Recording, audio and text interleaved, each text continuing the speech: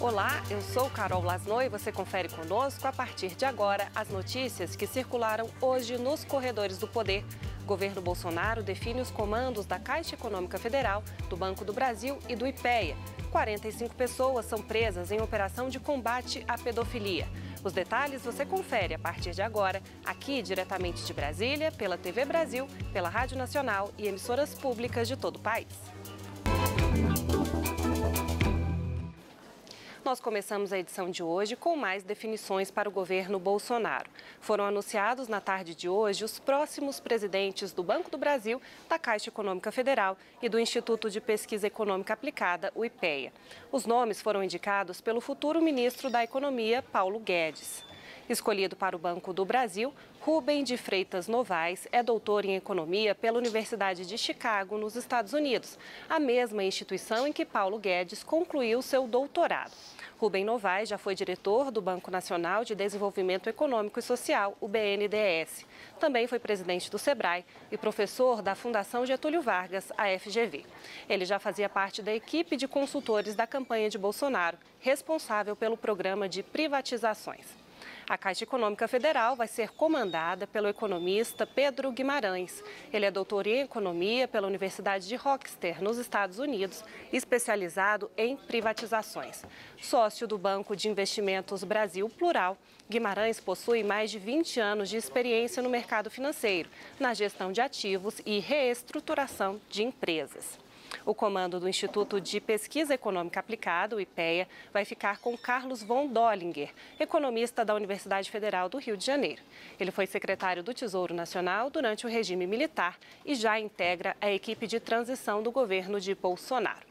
Ainda com notícias sobre o futuro governo Bolsonaro, vamos falar com Paulo Leite, que está no CCBB, onde fica o gabinete de transição e tem detalhes sobre a agenda de hoje do presidente eleito. Oi, Paulo. Oi, Carol, além desses três nomes aí que você citou, né, o Ministério da Educação dominou boa parte das conversas e dos debates aqui hoje. O presidente eleito, Jair Bolsonaro, e o futuro ministro da Casa Civil, Onyx Lorenzoni, falaram publicamente sobre esse assunto. Bolsonaro disse que Mozar Neves Ramos, que é diretor do Instituto Ayrton Senna, que foi muito cotado aqui ontem, né, melhor dizendo, como próximo ministro da Educação, Bolsonaro disse o seguinte: ele não foi apresentado nem como possível ministro. Foram essas palavras, né, usadas aí pelo presidente eleito Jair Bolsonaro. Já a situação é diferente para o procurador da República, Guilherme Scelbi, que também, segundo o próprio Bolsonaro, aí sim, Bolsonaro disse que ele é cotado pro ministério. Bolsonaro falou ainda que para ser ministro da Educação, ele foi perguntado se para ser ministro da Educação é preciso ser alinhado ao projeto Escola Sem Partido. E ele disse que sim. Veja aí. O que diz o projeto? Se um professor quiser usar o espaço cativo para dizer que o partido A é melhor que o B, o aluno pode fazer o contraponto, dizer que o B é melhor que A e não sofrer retaliação. É isso que diz o projeto. Contra a ideologia de gênero. Quem ensina sexo para criança é papai e mamãe.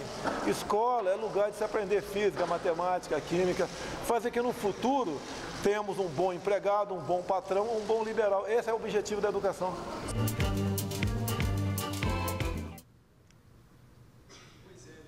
Bom, na sequência, Onyx Lorenzoni completou e diz o seguinte: o Ministério da Educação terá dois principais focos, educação básica e também ensino médio. Falando um pouquinho agora sobre comunicação, Carlos Bolsonaro, vereador e filho de Jair Bolsonaro, que era cotado para esse cargo, disse que não vai aceitar o cargo. Bolsonaro disse hoje cedo que dificilmente o filho aceitaria esse cargo. E hoje à tarde veio a confirmação que foi feita pelo próprio Carlos Bolsonaro. Ele usou o Twitter para falar o seguinte, que não aceitaria um ministério como esse, nem se tivesse status, nem com nem sem status de ministério.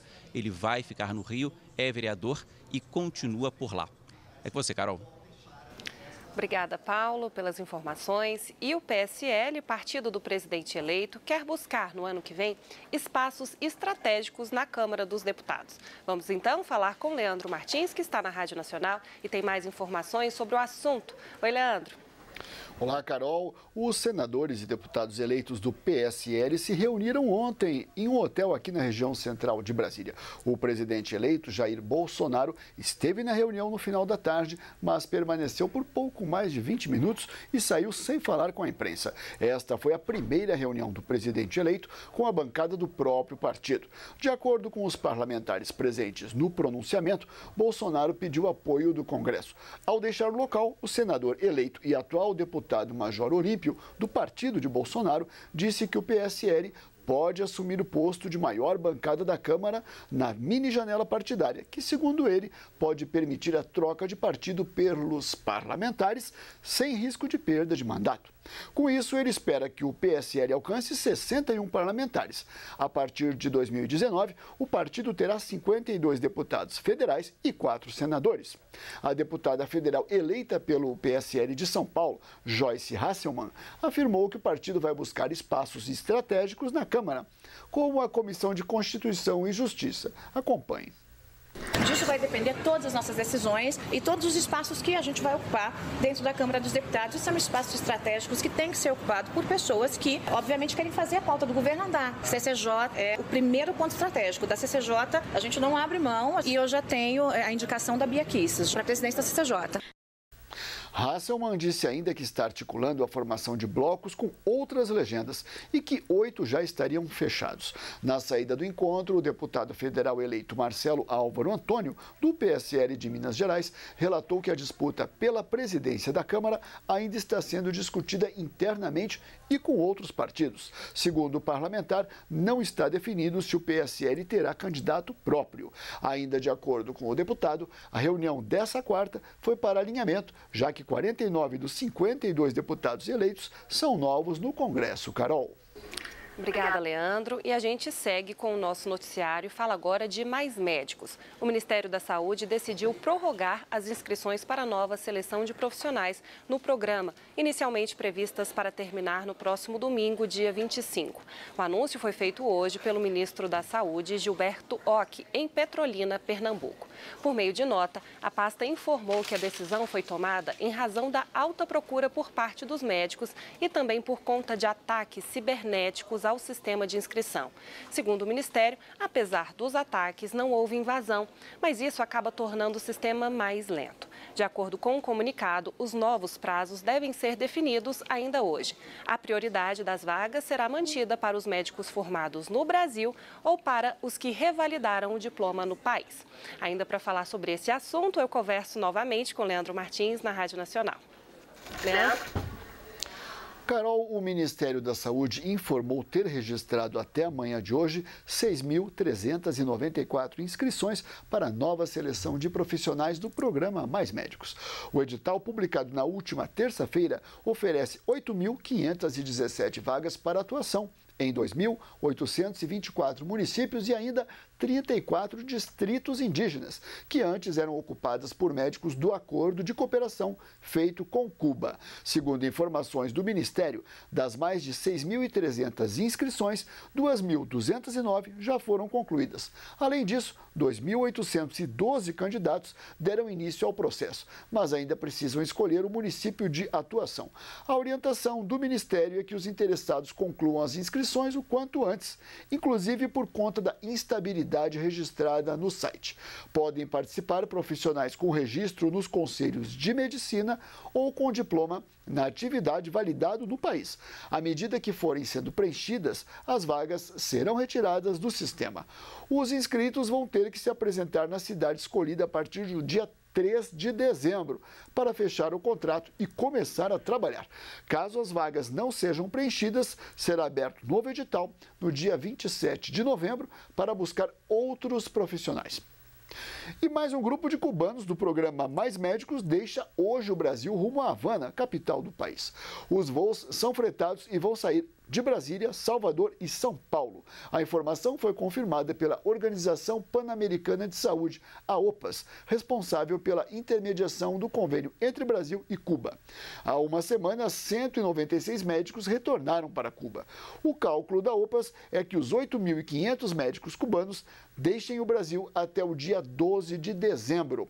O retorno ocorre por decisão do governo cubano, que chamou de volta os profissionais por desacordo com condições impostas pelo presidente eleito Jair Bolsonaro, para que os médicos permaneçam no programa. Entre as medidas estão fazer o Revalida, prova que verifica conhecimentos específicos na área médica, receber integralmente o salário e poder trazer a família para o Brasil. Volto com você, Carol. Obrigada, Leandro. A gente acabou de receber a informação que o prazo final para as inscrições no Mais Médicos foi para o dia 7 de dezembro e, consequentemente, o prazo para se começar a trabalhar deve mudar também. E o presidente Michel Temer disse hoje que a produção excessiva de leis gera insegurança e instabilidade. A Carol Pimentel, da Agência Brasil, conta pra gente. Oi, Carol. Oi, Lasno, tudo bem? O presidente Michel Temer disse o seguinte, que essa cultura político-legislativa do país acaba gerando insegurança jurídica e instabilidade quando prestigia, quando valoriza a produção de leis pela quantidade. Ele disse que quanto menos se legislar, melhor para a estabilidade, porque assim as pessoas percebem que a ordem social é estável. Vamos ver. Ter uma ordem jurídica estável é garantir a estabilidade social. E a nossa cultura não é esta. Eu me recordo, quando o presidente da Câmara dos Deputados, nas várias vezes, ministro Gilmar, quando havia convocação extraordinária, ao final da convocação, a imprensa me perguntava quantos projetos foram discutidos. Se eu dissesse, Mozart sabe disso, 200 projetos, sucesso absoluto da convocação. Se eu dissesse, olha, nós discutimos, na verdade, 3 questões fundamentais em 3 projetos determinados. Um que diz respeito à segurança pública, outro que diz respeito à saúde, outro à educação. Absoluto insucesso da convocação. Ou seja, a nossa cultura político-jurídica é uma cultura que prestigia a produção legislativa, quando, na verdade, esta solenidade está revelando exatamente que nós temos que simplificar os procedimentos. E quanto menos legislarmos, melhor para a estabilidade, porque as pessoas, não é? As pessoas vão percebendo que a ordem social é estável. Bem, essas declarações do presidente Michel Temer foram feitas hoje durante um evento de lançamento do aplicativo Planalto Legis. Esse aplicativo está disponível a partir de amanhã gratuitamente para smartphones das plataformas Android e iOS e agrupa a base integral de dados da legislação brasileira com atualização online. Para o subchefe de assuntos jurídicos da Casa Civil, Gustavo Rocha, o aplicativo vai simplificar e desburocratizar o exercício profissional de advogados, magistrados, estudantes e operadores do direito de uma forma geral, já que vai apresentar de maneira atualizada leis, decretos, códigos, estatutos, emendas, entre outros documentos legislativos. Mais cedo, durante a abertura do 2º Fórum Nacional de Controle, o presidente Michel Temer reiterou a importância das entidades que atuam no controle dos atos da administração pública, em especial com relação aos gastos. Segundo o presidente, o poder sem controle se degenera e o Tribunal de Contas da União, junto com o Ministério do Público e o Ministério da Transparência, fazem então um trabalho extraordinário nesse sentido. Palavras aí do presidente Michel Temer. Obrigada, Carol. E no próximo bloco a gente traz mais notícias dos corredores do poder para você. Daqui a pouquinho a gente volta já. Olá, eu sou Carol Lasno e você confere conosco as notícias que circularam hoje nos corredores do poder. A gente começa o 2º bloco do nosso noticiário com a informação de que 45 pessoas foram presas, hoje acusadas de pedofilia na internet, em uma operação comandada pela Secretaria Nacional de Segurança Pública, em parceria com a Polícia Civil de 18 estados e do Distrito Federal. Foi a primeira vez que uma operação aconteceu simultaneamente aqui no Brasil e na Argentina. No país vizinho, foram cumpridos 41 mandados de busca, graças a uma parceria com o Corpo de Investigações Judiciais do Ministério Público de Buenos Aires. A agência responsável pela alfândega e imigração dos Estados Unidos também colaborou com as investigações. Essa foi a terceira fase da Operação Luz da Infância, que tem o objetivo de coibir a exploração sexual de crianças e adolescentes nas redes sociais. Nas duas primeiras edições, 363 pessoas foram presas. Aqui no Brasil, mais de 500 mil arquivos foram investigados para chegar aos 69 mandados de busca e apreensão. A operação procura não apenas aqueles que produzem esse tipo de conteúdo, mas também quem compartilha e quem guarda os arquivos no computador. As penas para quem comete esses crimes variam de 2 a 8 anos de prisão.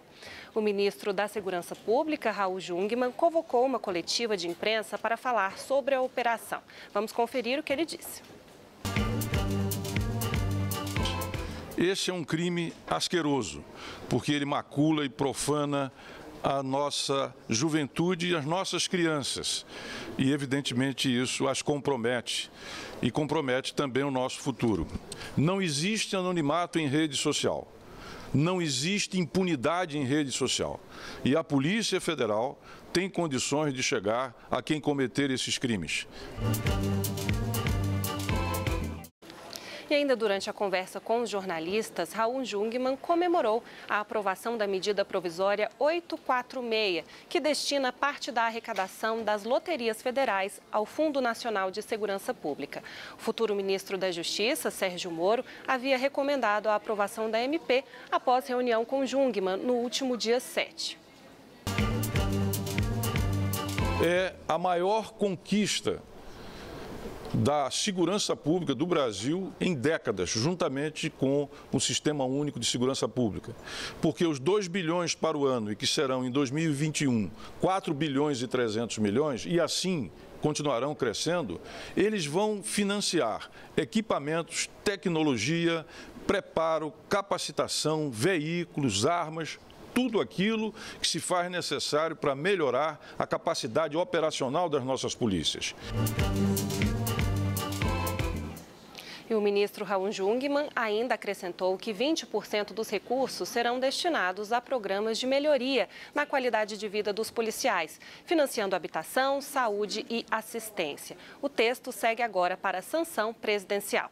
Sobre as investigações relacionadas a ameaças feitas na internet contra o presidente eleito Jair Bolsonaro, Jungmann disse que elas estão sob sigilo e que merecem toda a atenção da Polícia Federal. Também questionado pelos jornalistas sobre as investigações do assassinato de Marielle Franco e do motorista dela, Anderson Gomes, Jungmann disse que, sem sombra de dúvida, existem interesses que envolvem agentes públicos, milícias e políticos que não querem e impedem que se chegue aos poderosos mandantes e executores do crime. Para ele, existe um complô que precisa ser desbaratado. E ainda falando sobre o assassinato de Marielle Franco e Anderson Gomes, o secretário de Segurança Pública do Rio disse que a Polícia Civil já identificou alguns dos participantes do crime. O repórter Maurício de Almeida, da redação da TV Brasil, lá no Rio de Janeiro, traz as novidades do caso. Oi, Maurício. Oi, boa noite, Carol. De acordo com o secretário de Segurança do Rio, general Richard Nunes, milicianos estão envolvidos com o assassinato da vereadora Marielle Franco. Ele garantiu que a motivação do crime foi silenciar a atuação política de Marielle, que desagradava os interesses da milícia. O secretário disse que provavelmente políticos também participaram do plano de execução. Richard Nunes falou ainda que espera esclarecer o caso até o fim do ano, quando termina a intervenção federal aqui no Rio de Janeiro. Ele diz que as investigações estão avançadas e que o inquérito já tem 14 volumes. Segundo o secretário, já foram identificadas algumas pessoas que estão envolvidas com o crime, mas é necessário reunir provas mais fortes para garantir a condenação de todas elas. Richard Nunes alertou que a polícia não pode ser precipitada, como, por exemplo, prender um dos participantes e deixar que os outros sejam inocentados. Por isso, ele reforçou a importância do levantamento de provas que não vão ser contestadas no tribunal do júri. Carol. Obrigada, Maurício. E a gente segue falando de operações policiais, mas agora de duas ações de combate a desvios de recursos públicos em estados no Nordeste.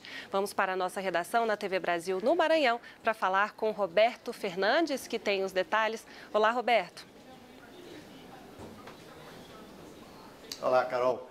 Boa noite. É isso mesmo, são duas operações. A primeira, a recidiva, foi realizada para desarticular uma organização criminosa responsável por reiteradamente fraudar licitações públicas em vários municípios da Paraíba, Pernambuco, Ceará, Alagoas e Rio Grande do Norte. As investigações identificaram um esquema criminoso que de 2015 a 2018 gerou um prejuízo aos cofres públicos superior a 20 milhões de reais em fraudes em execução de obras da construção civil. E a Polícia Federal afirma que ainda existe um braço político nessa organização criminosa. E com isso agora o objetivo é avançar nas investigações para identificar a participação de servidores públicos nesse esquema.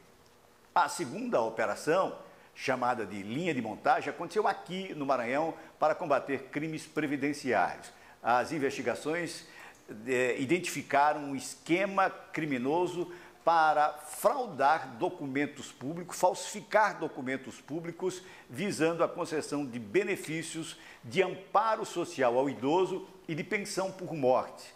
Os beneficiários eram pessoas fictícias criadas virtualmente. Esse grupo atuava desde 2010 e contava com a participação de um servidor do INSS e de 2 funcionários de uma casa lotérica responsáveis por abrir as contas onde eram feitos os pagamentos desses benefícios irregulares. Segundo a Polícia Federal, aqui no Maranhão, na manhã de hoje, foram cumpridos um mandado de prisão preventiva e 4 de busca e apreensão, e mais a determinação para o INSS suspender e bloquear o pagamento de 221 benefícios. Inicialmente, o prejuízo calculado é de mais de 13 milhões de reais. Carol? Obrigada, Roberto, pelas informações. E agora vamos à Rádio Nacional falar com Leandro Martins, que traz notícias do Judiciário. Leandro. Exato, Carol. A juíza Gabriela Hart, que substitui Sérgio Moro na 13ª Vara Federal de Curitiba, deve ficar à frente dos julgamentos da Lava Jato até 30 de abril de 2019. A data foi estipulada pelo Corregedor de Justiça Federal da 4ª Região, Ricardo Teixeira do Vale Pereira. Sendo assim, ela deve ser a responsável pelas sentenças em 2 casos em que o ex-presidente Lula é réu. Um envolvendo a compra de um terreno para o Instituto Lula e a locação de um apartamento em São Bernardo, e outro sobre as reformas do sítio Santa Bárbara, em Atibaia, interior de São Paulo. Ontem, a juíza determinou o prazo para alegações finais nessa ação penal, até 10 de dezembro, para o Ministério Público Federal e até 7 de janeiro para as defesas do ex-presidente e de outros 12 acusados. Depois disso, a juíza pode definir se condena ou absolve os acusados de corrupção e lavagem de dinheiro. Também ontem, o desembargador Gebran Neto negou o pedido para o ex-presidente Lula ser ouvido novamente na ação penal sobre o terreno para a construção da sede do Instituto Lula. O pedido foi feito pela defesa após o juiz Sérgio Moro aceitar o convite para ser ministro da Justiça no governo Bolsonaro e o processo ficar sob a condução da juíza Gabriela Hart. Ao julgar o caso, o relator da Lava Jato na 2ª instância entendeu que a decisão da juíza está fundamentada e que não há nenhuma ilegalidade.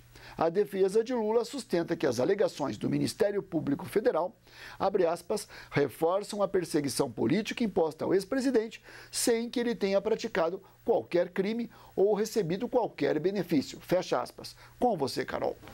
Obrigada, Leandro. E um levantamento do Tribunal de Contas da União aponta que 38 órgãos e entidades com alto poder econômico no governo federal correm o risco de sofrer fraude e corrupção. Por isso eu converso novamente com a Carol Pimentel, da Agência Brasil, que tem as informações, né, Carol? Mas, não, de acordo com esse levantamento do TCU,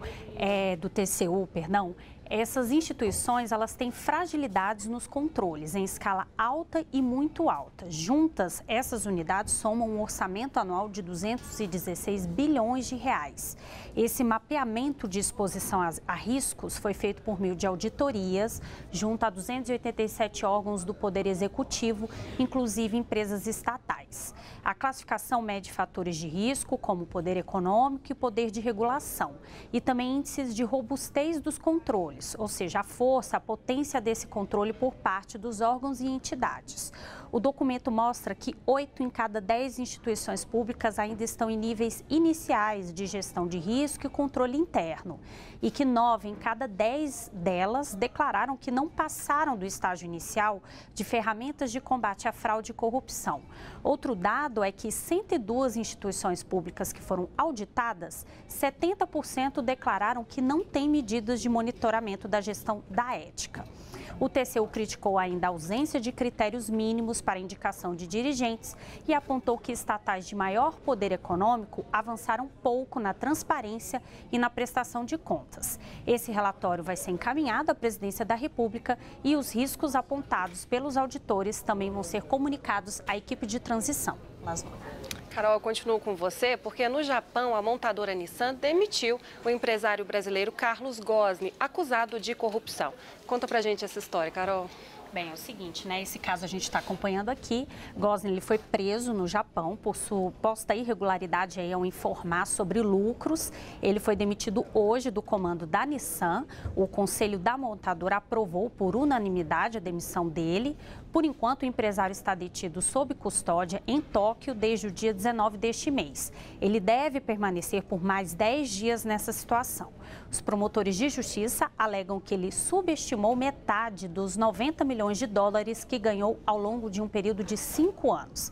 Carlos Ghosn liderou a Nissan por cerca de 20 anos e supervisionou também a aliança da montadora com a francesa Renault e a japonesa Mitsubishi. Muito obrigada pelas informações, Carol. A gente tem agora algumas manchetes da Agência Brasil. Vamos lá, né? Ver o que está agora no ar no nosso site. Vamos lá. São Paulo, né? Uma notícia de São Paulo. Urgência pode levar à dispensa de licitação em obra de viaduto. Quase 8 milhões de brasileiros foram vítimas de fraudes no último ano. Carol, essas são algumas das manchetes na Agência Brasil. Obrigada, Carol. A gente vai ficando por aqui. Muito obrigada pela companhia de vocês. A gente se vê amanhã. Até mais. Tchau.